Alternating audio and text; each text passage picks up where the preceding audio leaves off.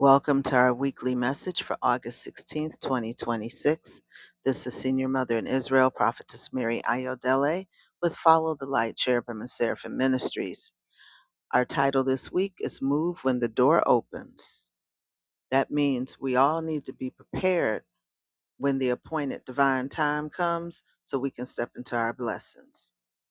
Our theme this week is divine acceleration and obedient action.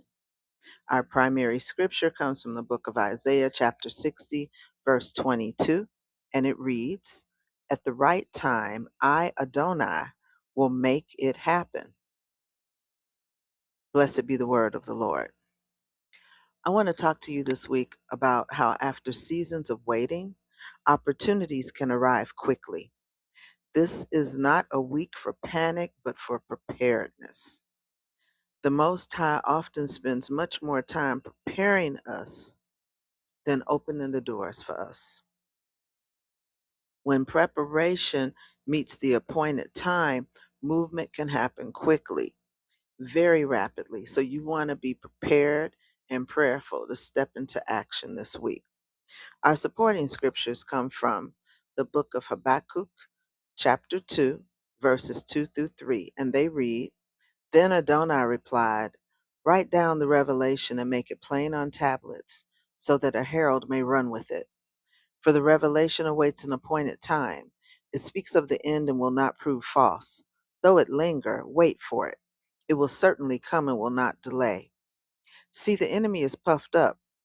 Their desires are not upright, but the righteous person will live by his faithfulness." Our next supporting scripture comes from the book of Ecclesiastes, chapter 3, verse 1, which reads, "There is a time for everything, and a season for every activity under the heavens." And our third supporting scripture this week is from the book of Acts, chapter 8, verses 26 through 40, and it reads, "Now an angel of Adonai said to Philip, Go south to the road, the desert road, that goes down from Jerusalem to Gaza. So he started out, and on his way he met an Ethiopian eunuch, an important official in charge of all the treasury of the Kandakes, which means queens of the Ethiopians.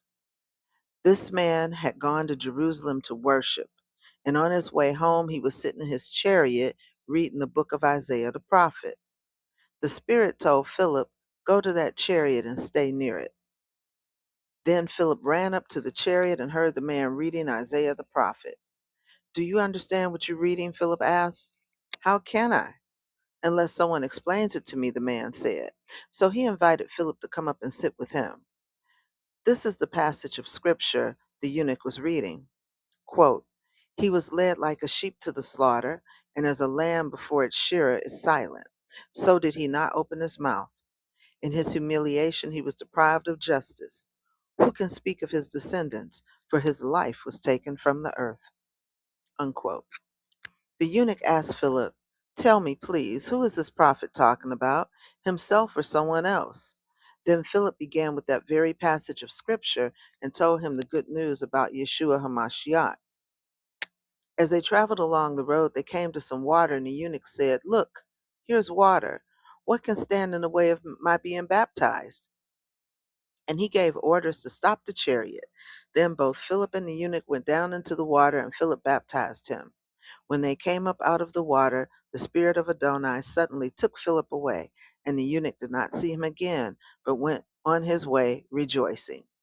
Philip, however, appeared at Azotus and traveled about, preaching the gospel in all the towns until he reached Caesarea. Blessed be the word of the Lord. These scriptures I'm reading are coming from the New International Version of the Bible. Our reflection this week is to remain spiritually alert, keep our plans organized, and to stay sensitive to divine instruction. Why, you ask? Because acceleration without preparation becomes confusion.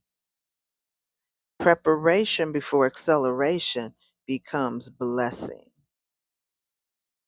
Our weekly practice this week is to review unfinished assignments, unanswered emails, neglected projects, or delayed decisions. Complete at least one every day to position yourself for what is coming.